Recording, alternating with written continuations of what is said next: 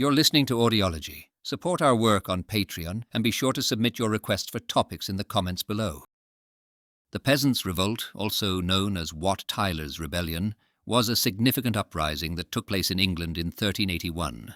It arose due to social, economic and political strains that had been building up since the Black Death in the 1340s, costly taxes from the ongoing 100 Years' War with France, and shaky local leadership in London. The spark that lit the fuse came on May 30th, 1381, when a royal official, John Bampton, met with resistance while trying to collect overdue poll taxes in Essex. This led to a violent clash that quickly spread throughout the southeast. Various members of the rural community, including local artisans and leaders, joined the revolt. They destroyed legal documents, freed prisoners, and demanded lower taxes, an end to forced labour, and the removal of King Richard II's top officials. Encouraged by John Ball, a radical preacher, and under the leadership of Wat Tyler, the rebels from Kent marched toward London. Although representatives from the government tried to stop them at Blackheath, the rebels continued into London on June 13th with the support of the locals. They attacked jails and government-associated buildings and killed officials of the king. The next day, the 14-year-old King Richard II met with the rebels and agreed to their demands, including abolishing forced labour. However, unrest continued. During another meeting at Smithfield on June 15th, Wat Tyler was killed in a scuffle, but King Richard managed to calm the situation long enough for armed forces to be rallied and the rebels to be dispersed. King Richard then revoked all the concessions he had made. The revolt didn't stay confined to London. It spread all the way to areas like East Anglia and even to some northern and western parts of England. The uprisings continued until Henry Despenser quashed them at the Battle of North Walsham on either June 25th or 26th. Richard then took action, sending out 4,000 soldiers to re-establish control. Many rebel leaders were captured and executed, and by November around 1,500 had been killed. Historians have long been interested in the Peasants' Revolt, piecing together details from various sources including chronicles and court records. Over the years, the view of how much impact the revolt had has changed. It was once thought to be a pivotal point in history, but now its lasting influence is debated. However, one clear effect was that future parliaments were wary of raising taxes for the war in France. The revolt has had a lasting legacy in political thought, particularly in leftist circles, and was even referenced in debates about tax policy in the UK during the 1980s. The Peasants' Revolt was influenced by the disruptive economic and social changes of the 14th century. At the beginning of the century, most English people worked in rural areas to supply food to towns and cities and support widespread international trade. The agricultural production in England was largely controlled by local lords, including the nobility and the church through a system of manorial courts. While there were many free individuals, some were serfs who had to work on their lord's land for part of the year. The distribution of free and serf populations varied across the country, with serfdom being less common in the southeast. Some serfs were born into their status, while others had agreed to certain restrictions for farming rights. With population increases came a strain on available land, which further empowered local landowners. Everything changed when the Black Death hit England from mainland Europe in 1348, killing about half the population. Following an initial economic disturbance, England started to adjust. With fewer peasants, there was now more land available, and fewer labourers meant those remaining could demand higher wages.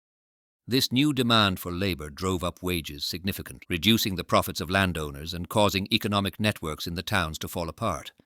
The government tried to control this chaos with urgent laws, like the Ordinance of Labourers in 1349 and the Statute of Labourers in 1351, which tried to freeze wages at levels seen before the plague.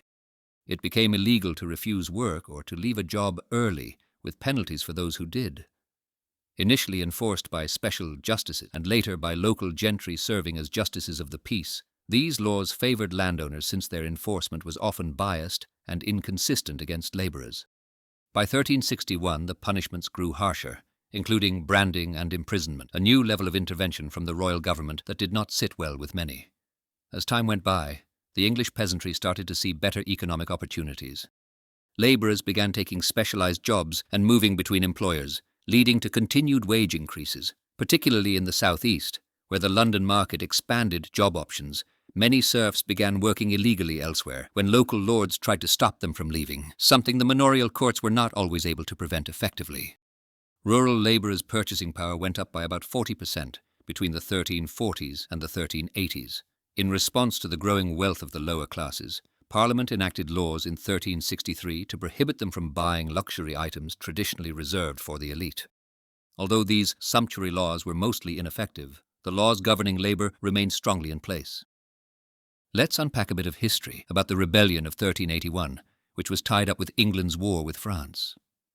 So, back in 1337, England's King Edward III claimed the French crown, kicking off a major conflict known as the 100 Years' War. Edward had some early wins, but couldn't get a firm grip on victory. Then came Charles V of France, who from 1369 became super aggressive, especially because France had deeper pockets. By the 1370s, England was really feeling the financial squeeze. Just to give you an idea, keeping up just the Calais and Brest garrisons cost England a massive £36,000 annually, and half a year of military campaigns could gulp down £50,000. When Edward passed away in 1377, his 10-year-old grandson Richard II took over. Richard's government, propped up by his uncles and particularly John of Gaunt, as well as advisors who stayed on from his granddad's time, had to figure out how to keep funding this expensive war. Now in those days, England raised taxes when they needed them. Parliament, made up of lords, the aristocracy and clergy, and the commons, knights, merchants, and higher-up country folk, would tax personal property like goods or livestock. This hit the commons harder than it did the lords. There was another wrinkle. Tax records were outdated because they didn't account for changes after the Black Death had devastated populations. This made it tough to collect taxes effectively. Right before Edward died, Parliament tried something new called the poll tax. That was 4p from everyone aged over 14, except married couples got a little break. This was to help everyone share the war's costs, but people were not happy. It raised £22,000, but the war was still going badly. Even with some forced loans, the Crown needed more cash by 1379. The Commons agreed to help the young king, but they were suspicious of how his advisors were spending this cash, suspecting corruption. They okayed a second poll tax, which had wealthier folks paying more, hoping for £50,000. But tax dodging meant they only got £18,600. Come November 1380, Parliament met again, and Archbishop Simon Sudbury, then Lord Chancellor, painted a grim picture. France's situation was dire. International trade was down, and the Crown was so in the red it might default on its debt. They needed an eye-watering £160,000 in new taxes. Parliament and the Royal Council had quite the back and forth before agreeing on a third poll tax, 12p per person over 15, no discounts this time. They figured it could bring in £66,666, but unsurprisingly this tax was hugely unpopular too, especially in the southeast, where many just refused to sign up. By March 1381, the Royal Council had enough and sent commissioners to track down the tax dodgers. These investigators had a lot of power, and their prying into local affairs, mostly in the southeast and east, really cranked up the tension about taxes. In the years leading up to 1381, there was a lot of unrest and rebellion, especially in London. Trouble brewed as politically active groups in the city, known as guilds and fraternities, often caused concern for the government. The people of London were particularly upset about the royal legal system growing its presence, especially with the Marshalsea Court in Southwark starting to overshadow the city's own judicial power. Also causing resentment were the foreign workers, especially the Flemish weavers. Adding fuel to the fire, Londoners strongly disliked John of Gaunt. They didn't trust him because he supported John Wycliffe, a man they considered a heretic, and rumours swirled that he wanted to take control by replacing the elected mayor with his own appointed captain. The city's leaders were caught up in a bitter fight for power, leaving them divided and unstable. The tension wasn't just in the cities. Rural communities, mainly in the southeast of England, were fed up with serfdom and the local manorial courts that levied traditional fines. These courts, often run by the same landowners enforcing unpopular labour laws or acting as royal judges, were widely disliked, villagers starting to push back. They even took back animals seized by the courts and attacked legal officials. Some advocated for separate village communities that would respect traditional laws but be independent from the hated legal system centred in London. Historian Miri Rubin pointed out that the real issue for many wasn't the laws themselves, but rather those who were enforcing them. People expressed concerns about these societal shifts. William Langland, in his poem Piers Plowman, written before 1380, praised hard-working peasants but criticised greedy, travelling workers demanding better wages. The poet John Gower, in works like Mirror de l'Homme and Vox Clamantis, warned of a potential uprising. There was a widespread moral panic about newcomers in the towns, and fears that servants might rebel against their employers. The government responded by creating laws in 1359 to manage migrants, expanding conspiracy laws, and broadening treason laws to include betrayals by servants or wives. By the 1370s, there was a fear that if the French invaded, the rural population might join them. This discontent eventually led to outright protest. In 1377, an event known as the Great Rumour saw rural workers in the southeast and southwest refuse to work for their lords, arguing their exemption based on the Domesday Book. However, their legal appeals and appeals to the king failed. There were serious tensions in the cities too. John of Gaunt was almost caught in a mob in London. Protests and disturbances spread across northern England and into towns like Shrewsbury and Bridgewater by 1380. In York, an uprising even resulted in the mayor being ousted, and early 1381 saw tax riots erupt. That May, a great storm hit England, which many saw as an omen of change and more trouble to come. In 1381, trouble began brewing in Essex when John Bampton arrived to look into why people weren't paying their poll tax. The date was May 30th. Bampton was a big deal. He was in Parliament, worked as a justice of the peace, and was tight with the royal crowd. He set himself up in Brentwood and called on folks from the nearby villages of Corringham, Fobbing, and Stanford-le-Hope to sort out and pay up their tax shortfalls on June 1st. It looked like the villagers had a plan and weren't backing down, showing up armed with old bows and sticks. Bampton started questioning the Fobbing villagers, and a man named Thomas Baker stood up and said they'd paid their taxes and wouldn't be paying a penny more. Things got heated when Bampton and his sergeants tried to arrest Baker, and a fight broke out. Bampton managed to get away and fled to London, but some of his team and a few locals who were supposed to be on jury duty ended up killed. Robert Belknap, a top judge already in the area, was told to go after those responsible. By the following day, word had spread, and the revolt was picking up steam. A local bailiff, John Jeffrey, was zipping between Brentwood and Chelmsford, drumming up support. Come June 4th, the rebels met up at Bocking, likely hashing out their next moves. The Essex gang, which could have been in the thousands, started heading for London, some taking direct routes and others swinging by Kent. A side group led by ex-chaplain John Roar aimed to get a rebellion going in Suffolk. Over in Kent, the revolt was catching on too. Sir Simon de Burghley, who hung out with Edward III and the young King Richard, had a bone to pick with a man named Robert Belling, claiming he'd run away from Burghley's estate. 2 sergeants went to grab Belling from Gravesend, but despite trying to make a deal with a cash settlement, Belling was carted off to Rochester Castle. The locals were livid. They met in Dartford, likely on June 5th, then made a beeline to Maidstone, where they busted into the prison.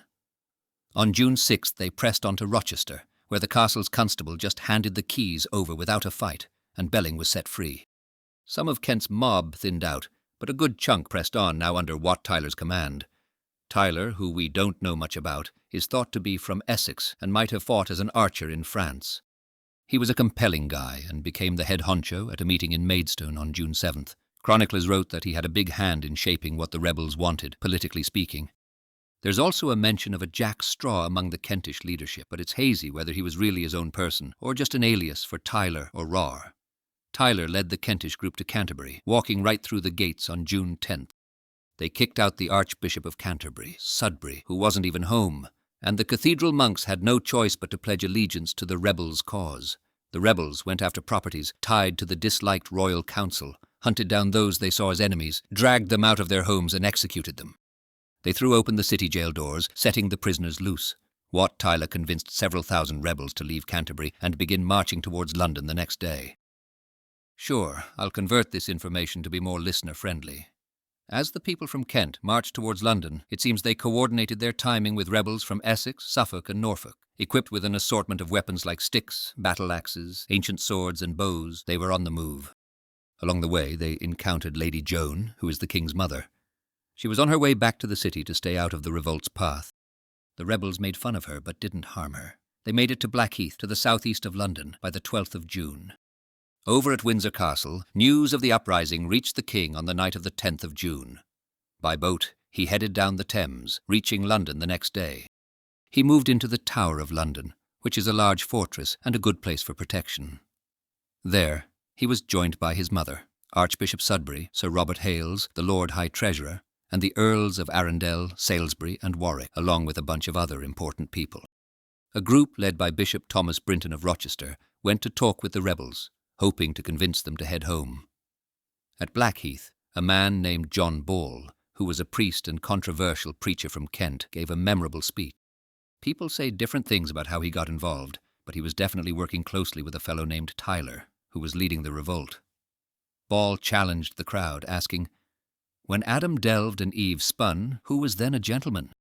He was promoting the rebel message, with King Richard and the true commons of England, highlighting their opposition to continued serfdom and the division created by the church and state between ordinary folks and the king.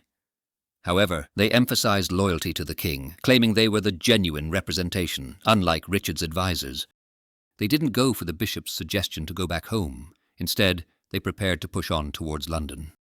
Back in the Tower of London, there were serious discussions on how to handle the revolt. The king wasn't exactly abundant in troops. He only had the castle guards, his personal bodyguards, and perhaps a few hundred soldiers. The experienced commanders were away in places like France, Ireland, and Germany. Furthermore, the largest nearby army was up north, monitoring for Scots who might consider an invasion. And in the countryside, English law made things complicated because only the king could legitimately summon local militias or deal with rebels and criminals, which made local leaders hesitant to act independently. Since the discussions at Blackheath went nowhere, it was decided that the king should try to meet the rebels himself at Greenwich, directly across the Thames. Richard set off on the 13th of June, accompanied by 4 barges full of soldiers, but when he got to the other side, the meeting was unsuccessful. Richard didn't want to step off the boat, and the rebels wouldn't start negotiating unless he did. So, he ended up sailing back to the Tower. On June 13th, in the afternoon, rebels from Southwark moved across London Bridge towards the city centre. The bridge's defences were unexpectedly open from within, suggesting that some inside either supported the rebel cause or were acting out of fear. Once inside London, the rebels joined with others from Essex, who had made their way to Aldgate on the city's north side. Together, the rebels swept through central London, and the gates at Aldgate were also opened to admit them. The rebels from Kent had put together a detailed list of individuals they demanded the king execute. This list included prominent figures like John of Gaunt, Archbishop Sudbury and Hales, along with other important members of the Royal Council and officials involved in Kent, such as Belknap and Bampton. In addition, they targeted others associated with the royal network. Upon arriving at the Marshalsea prison in Southwark, they completely destroyed it. At this point, many Londoners who had joined the uprising helped the Kent and Essex rebels attack Fleet and Newgate prisons and ransacked houses owned by Flemish immigrants. In the northern part of London, the rebels made their way to Smithfield and Clerkenwell Priory, which was the base for the Knights Hospitaller, led by Hales, and proceeded to raze the area. They continued along Fleet Street, where they attacked the Temple Legal District, bringing out and burning all the documents and deliberately demolishing the buildings. John Fordham, the keeper of the Privy Seal and another target on the rebels' list, had a close call when his residence was looted, but he managed to remain undetected. Further down Fleet Street, the rebels destroyed the Grand Savoy Palace, property of John of Gaunt. Chronicler Henry Knighton recounted that the palace contained an astonishing wealth of luxurious items, so much silver and gold that it would take 5 carts to remove it all, and even this estimate was conservative.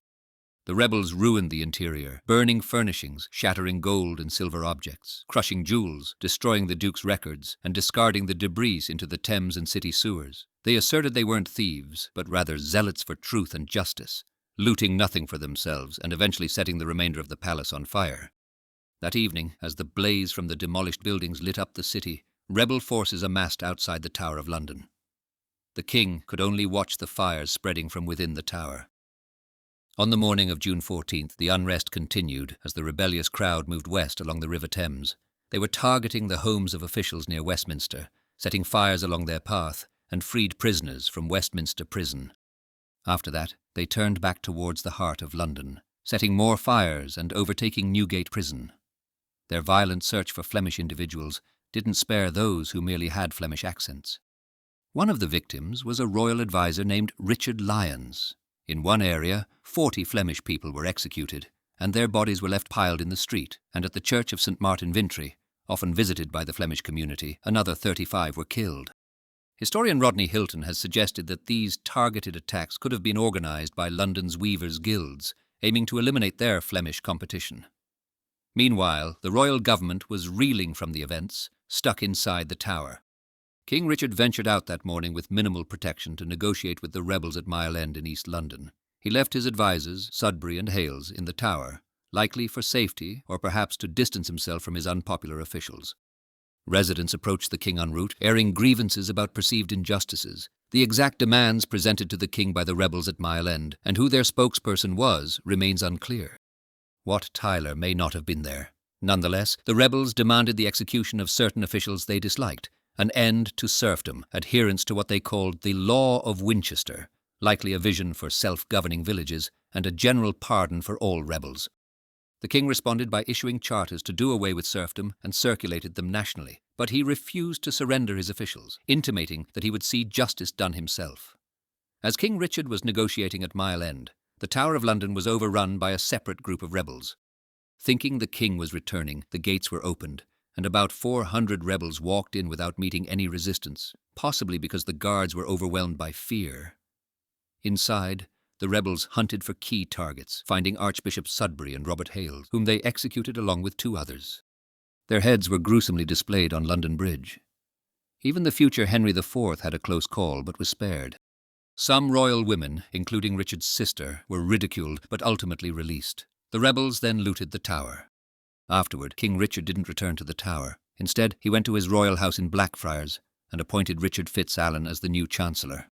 He started to plan how to take back control the next day. Content with the king's promises, many rebels from Essex started to leave. However, Tyler's Kentish followers remained a strong presence in London that evening, attacking employees of John of Gaunt, foreigners, and those tied to the legal system. On June 15th, as London faced turmoil with rebels freely roaming around, the royal government decided to have a confrontation with the remaining dissatisfied rebels at Smithfield, just beyond the city walls. That same day, after praying at Westminster Abbey, King Richard embarked on his late afternoon journey to meet them. Historians have differed on the small details, but they all agree on the main sequence of events. With over 200 armed men, King Richard's group positioned themselves outside St. Bartholomew's Priory on the east side of Smithfield, facing the huge gathering of rebels on the opposite side. It seems King Richard invited the rebel leader Tyler to step out from the crowd for a chat. Tyler's greeting to the king was overly familiar, as he called Richard his brother and offered friendship. The king questioned Tyler on why the rebels hadn't left London after the agreements made the day before, which only made Tyler angry. He demanded a new agreement, rudely asking for some refreshments, and once he had them, he tried to leave. This is when things got heated. An argument broke out between Tyler and the king's men, leading to the Mayor of London, William Walworth, stepping in. An altercation ensued, and in the heat of the moment, Tyler reached for the king and the royal soldiers sprang into action. There's some confusion over who gave the order, but Tyler found himself under arrest. When he tried to attack the mayor, Walworth defended himself by stabbing Tyler, and Ralph Standish, a royal squire, followed up with more fatal strikes. With Tyler seriously hurt, the rebels were on the edge, ready to shoot their arrows. But in a bold move, King Richard rode out to meet the angry rebels head-on, convincing them to follow him to Clerkenwell Fields, an act that greatly reduced the tension. Meanwhile, Mayor Walworth got the upper hand as city reinforcements arrived. The rebel spirit was crushed when they saw Tyler's head mounted on a pole. Without their leader, and facing the now reinforced royal government and city militia, the rebellion fell apart shortly afterward. In recognition of their efforts, King Richard made knights out of Walworth and his fellow loyalists. As the revolt raged on in London, John Raw took charge and led a group into Suffolk. He played a significant role in the unrest across eastern England, which might have had as many rebels as the London Revolt. Local authorities barely fought back. The nobility didn't establish defences, important strongholds were easily taken by the rebels, and no local militias were called to action. This was partly because key military leaders were away due to English law, but also because local men might not have opposed a popular revolt. On the 12th of June, Raw and his followers targeted Sir Richard Lyon's estate at Overhaul. The next day, they moved on to Cavendish and Bury St Edmunds in western Suffolk, gaining more support along the way. John Cambridge, the prior of Bury St Edmunds Abbey, who was unpopular in town, fled when Raw and the townspeople attacked the abbey. They captured him 2 days later and executed him. Some rebels went north to Thetford to demand money for protection, while another group captured and killed Sir John Cavendish, an important justice and university official in Lakenheath. Meanwhile, near Ipswich on the 14th of June, John Battisford and Thomas Sampson led a successful takeover, ransacking the homes of tax officials and destroying local legal records. Edmund Lakenheath, an official, had to escape by sea. In Hertfordshire's St Albans, tension built on the 13th of June, with residents already at odds with the local abbey, which had special privileges in the area. On the 14th, they confronted Abbot Thomas de la Mare for their freedom. A group led by William Grindecob went to London to seek the king's help, and Wat Tyler, who controlled London, gave them approval to act against the abbey. Back in St. Albans, they released prisoners, destroyed abbey property, and burnt financial records. They also forced the abbot to renounce the abbey's rights on the 16th of June, a victory that spurred more destruction in the area. On the 15th of June, a rebellion arose in Cambridgeshire, influenced by Raw's Suffolk Rebellion and locals like John Grayston, Geoffrey Cobb, and John Hanchach. The University of Cambridge was a prime target, resented by the townspeople for its elite status. The mayor endorsed the rebellion, leading to the looting of Corpus Christi College and the targeted church, while attempting to apprehend an official who managed to escape. The university's library and papers were burned, with Marjorie Starr leading celebrations as the flames rose. The university was pressured to surrender its special status as the unrest spread to Ely, where the prison was breached and a justice of the peace was assassinated. In Norfolk, the rebellion was spearheaded by Geoffrey Lister, a local weaver, and Sir Roger Bacon, who were allied with the Suffolk rebels. Lister rallied the county on the 14th of June, and outbreaks of violence ensued. By the 17th of June, rebels massed outside Norwich and killed Sir Robert Sall, a defence leader attempting to negotiate peace.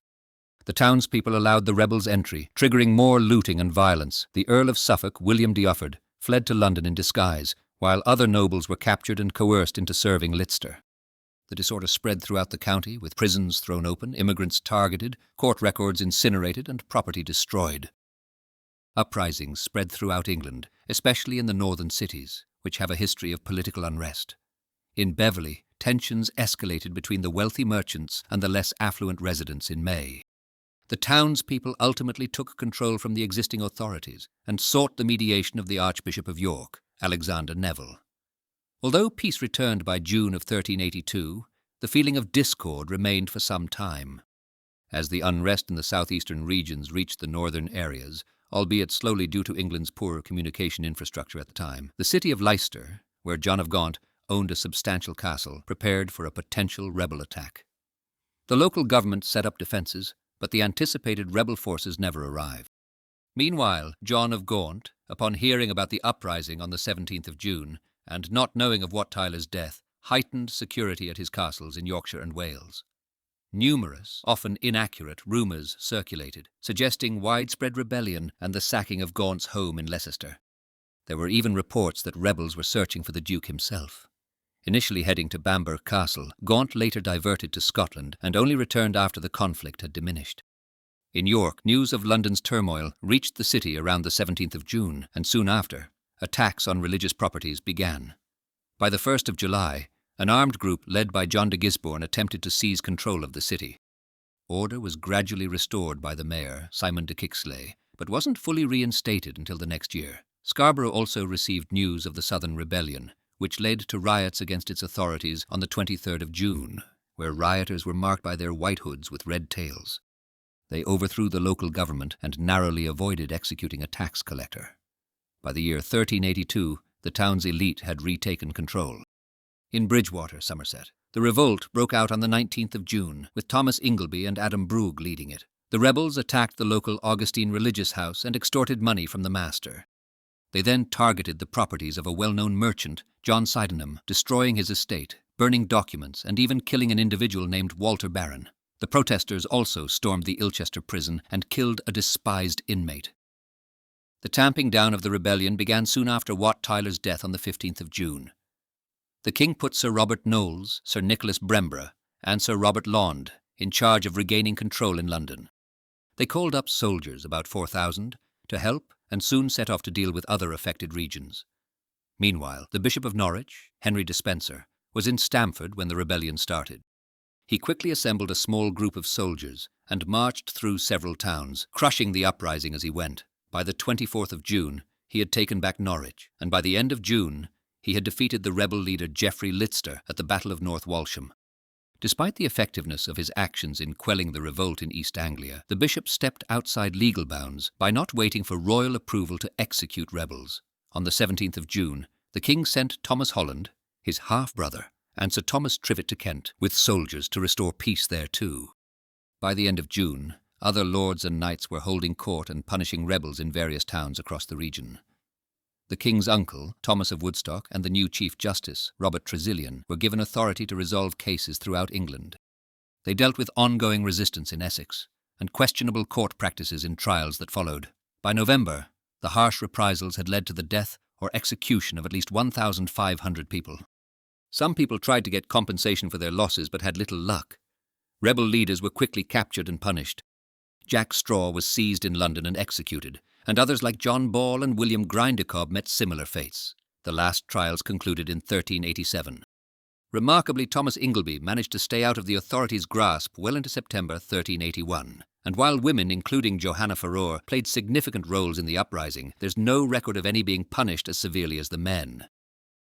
After a period of upheaval, the royal government and parliament set to work restoring order. Historian Michael Poston referred to the disturbance as essentially a passing episode. The king directed serfs to revert to their former service on June 30th, and by July 2nd, any royal charters that had been signed under pressure during the uprising were annulled. When Parliament convened in November, the discussions revolved around the year's events and the best ways to tackle the issues that had arisen. Officials pointed the finger at royal officials for their misconduct, accusing them of being too greedy and heavy-handed. The Commons supported the current labour laws, but suggested revisions to the Royal Council, which Richard accepted. Moreover, Richard extended pardons liberally, forgiving those who executed rebels without a trial, loyal men, and even the rebels themselves, with a few exceptions like the people of Bury St. Edmunds, anyone involved in killing the king's advisers, and fugitives from prison. Despite the harsh suppression measures, the return to normalcy was handled with a degree of caution by the government and local lords, concerned about potential new uprisings. Reprisals against peasants were mostly sought through legal channels. Tensions persisted over the following years, including an alleged plot against the Bishop of Norwich in Norfolk and a conspiracy involving the Sheriff of Devon. Parliament stopped trying to levy poll taxes or overhaul England's tax system. Eventually, they resolved to scale back military activities overseas and pondered peace options, since new taxes couldn't be imposed. Serfdom, while waning, did so largely for economic rather than political reasons. Wages in rural areas climbed, lords began selling serf freedoms for cash, or they moved to leasehold agreements. By the 15th century, serfdom had disappeared from England. Let's talk about the rebels of the past, often portrayed as rural serfs, common workers of the land. Back in historical records, they were referred to in Latin with some pretty harsh labels like servals rustici and servile genus, implying that they were of a servile or rustic nature. Some of the writers even used terms like the lesser commons to describe others involved, such as runaway apprentices and skilled workers. Although these records, which do show a wider community was involved, might have their own biases, the old idea that only unfree serfs were rebels is now outdated. The historian Christopher Dyer gives us a clearer picture. He says these rural rebels were indeed of lower social status, but were actually people who owned a bit of land and had some possessions. They weren't the poorest of the poor. Many had roles in their village councils and likely led the revolt. We're talking about skilled people here, carpenters, masons, weavers, bakers, and so on, as listed by historian Rodney Hilton. Mostly men were involved, but the group wasn't without women. Interestingly, most of the rebels couldn't read or write, as was the case for the majority of England at that time, and they hailed from over 300 villages in the southeast. But let's not forget the city dwellers. A good number of rebels had urban roots, especially in London, where many of the participants were probably local, some of whom were the less well-off folks looking to challenge the more powerful elite. The situation varied from town to town. In York, the rebels were actually quite well off, while in Canterbury, the lines between city and country folks were blurry. When we consider how the rebels were depicted in historical records, we see how their lack of literacy was equated with a lack of coherence in their actions. These accounts were often biased and reflective of the author's own viewpoint, which makes it tricky for historians to piece together an accurate narrative. The scholar Stephen Just, a scholar of the medieval period, points out that the rebels were far from incapable when it came to speech and language. They had their own ways of communicating, through rituals and even texts of a sort. Most of these folks were ordinary people without any representation in Parliament and no say in its decisions. A few, like Sir Roger Bacon, who were actually well off, ended up being part of the revolt too, some claiming they were coerced. There were clergymen among the rebels, like John Ball and John Roar, and their motivations spanned from personal grievances to radical beliefs. Anonymity was key for many rebels, so they used pseudonyms to protect themselves and to spread their message. Piers Plowman, borrowed from William Langland's poem, was a favourite, while Jack was another common alias that historians like Stephen Justice and Carter Rivard think may have been inspired by a similar French revolt. Contemporary writers who documented the events of the uprising provide valuable material for historians studying that period. These writers, however, exhibited a noticeable bias against the rebels, often portraying them as wild animals, anomalies, or merely misguided individuals. Historian Susan Crane epitomizes this outlook by portraying the rebels as beasts, monstrosities, or misguided fools. Chroniclers from London, particularly, hesitated to acknowledge the engagement of London's ordinary individuals in the uprising, surmising instead it was solely the act of peasants from the southeastern rural areas. A noteworthy manuscript from the era is the Anonymoly Chronicle, penned by an unknown author with apparent links to the royal court who observed many occurrences in London. Similarly, Thomas Walsingham wrote about the upheaval as he experienced a significant portion of it, but his rendition highlights the fear stemming from the social disorder and displays a stark bias against the insurgents. Jean Froissart, who chronicled the events in France, wrote chronicles. Although he accessed credible informants, Froissart was renowned for embellishing the factual events. Regrettably, there are no chronicles casting the rebels in an affirming perspective. For approximately 400 years, the depiction of the uprising by chroniclers and historians was largely negative. The outlook began to change in the 18th century as the revulsion towards serfdom intensified, particularly after the radical transformations initiated by the French Revolution. Toward the conclusion of the 19th century, interest in the Peasants' Revolt was rejuvenated, owing to the burgeoning labour and socialist activities. Historians such as Charles Oman, Edgar Powell, André Reville, and G.M. Trevelyan became instrumental in deciphering the progression of the revolt. By the year 1907, the chronicles had been broadly disseminated, and critical governmental records were identified. Reville discovered a novel perspective by investigating legal prosecutions against rebelling individuals as a fresh historical resource, leading to 100 years of thorough exploration into the local economic and societal factors of the insurrection across southeast England. With the passage of time, perceptions of the revolt have shifted. 17th century historians postulated that it was a turning point marking the cessation of mandatory labour and serfdom in England. This assertion was further promulgated by historians during the 19th century, such as William Stubbs and Thorold Rogers. Nevertheless, this narrative encountered criticism in the 20th century from historians like May MacIsaac, Michael Postan, and Richard Dobson, who reassessed its consequences on succeeding political and financial progressions. Marxist historians of the mid-20th century took a notable interest and predominantly aligned with the rebels' motives, reaching a peak with Hilton's narrative in 1973 that contextualized the revolt amidst a larger sequence of peasant insurrections across Europe. The Peasants' Revolt has been the subject of more scrutiny than any other medieval conflict, and has garnered interest from various scholarly fields and international researchers. The label, the Peasants' Revolt, started to gain currency in the 18th and early 19th centuries, and was initially employed by historians in John Richard Green's Short History of the English People, released in 1874. The chroniclers at the time did not assign a particular designation to the uprising, and the term peasant itself did not enter the English language until the 15th century. Contemporary historians like Miri Rubin and Paul Strome have contested the appellation, arguing that many participants were not actually peasants, and that the occurrences more closely resembled an extended protest or insurrection than a full-scale revolt.